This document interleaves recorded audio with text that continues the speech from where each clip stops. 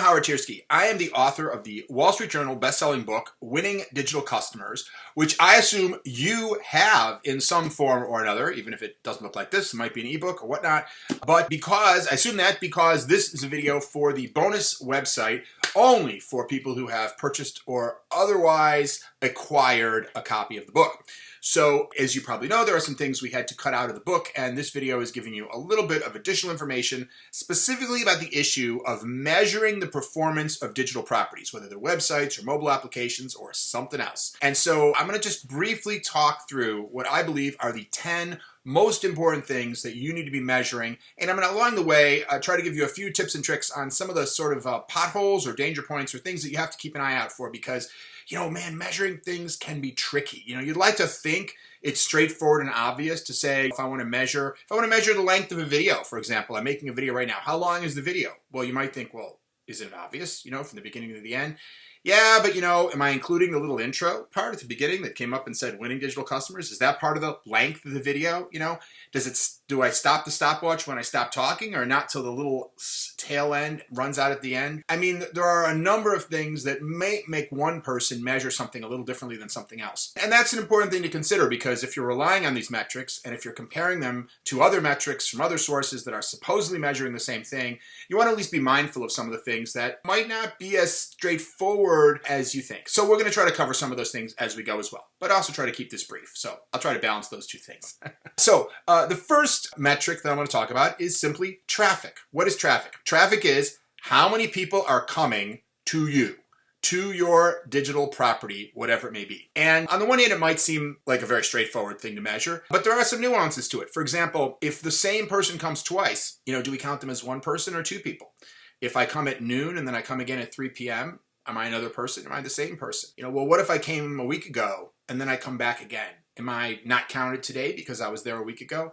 So when we measure the number of people who are using an app or coming to a digital property, we need to set some rules around what do we consider a new visit and what do we consider simply an extension of a previous visit. And there are a lot of different ways to do that. I've seen it done anywhere from a 3 or 4 hour window to a 30-day window. And then we have to determine when do we count that traffic if you come multiple times within a 30-day window.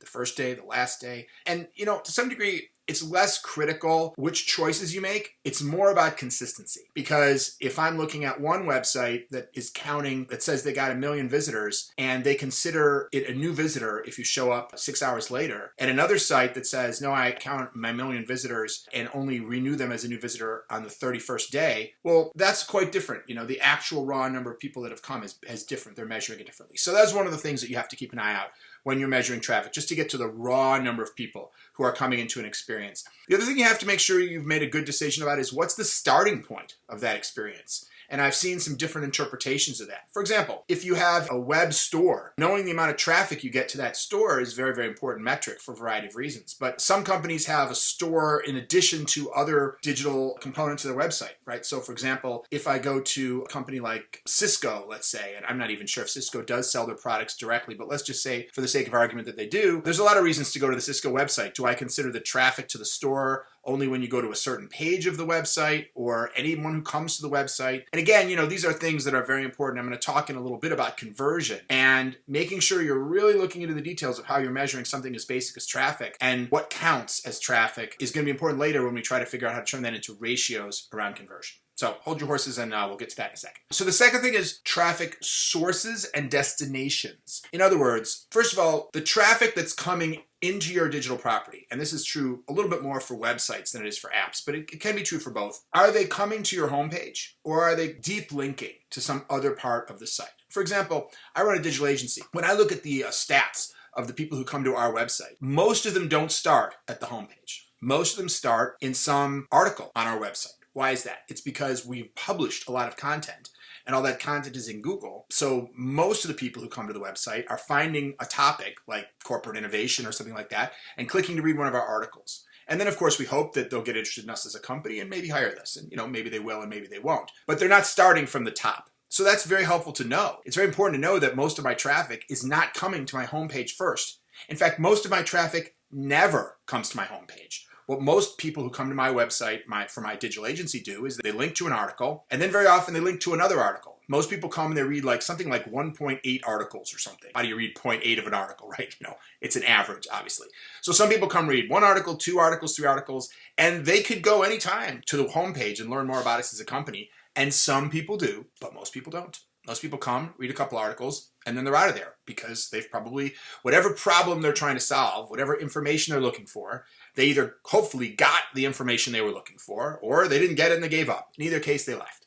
And they didn't need to learn more about us as a company, which is fine, but of course didn't necessarily get us a new client. And therefore, it's one of the reasons why we work very hard when people come to those article pages to try to encourage them to sign up for our mailing list, because we want to keep in touch with them in case they ever need to hire a company like ours to do the type of work that we do. But if we thought that everyone is coming through the homepage, we might not think about it that way, because we might say, well, on the homepage, let's promote to everybody how good of a company we are and why you should sign up for our mailing list. But when you look at where your traffic is coming to, if you realize that it's not mostly going to the homepage, it changes how you think about those other pages. So that's traffic destinations, but I said this number 2. I'm cheating really, aren't I? I said 10 things, but now number 2 is really 2 things. So sorry about that.